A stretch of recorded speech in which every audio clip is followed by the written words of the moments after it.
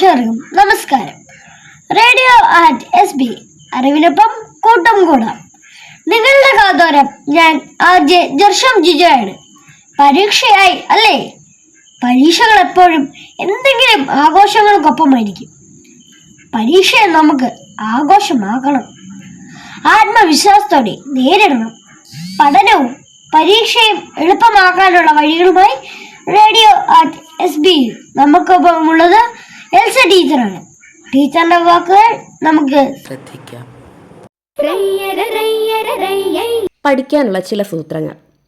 തുടർച്ചയായി 1 മണിക്കൂറിൽ കൂടുതൽ ഒറ്റയിരിപ്പിന് പഠിക്കരുത്. ഓരോ ചോദ്യോത്തരവും പഠിച്ചതിന് ശേഷം പുസ്തകം മടക്കി വെച്ച് കണ്ണുകളടച്ച് വായിച്ച ഭാഗത്തെ പ്രധാന പോയിന്റുകൾ ഓർത്തു നോക്കുക.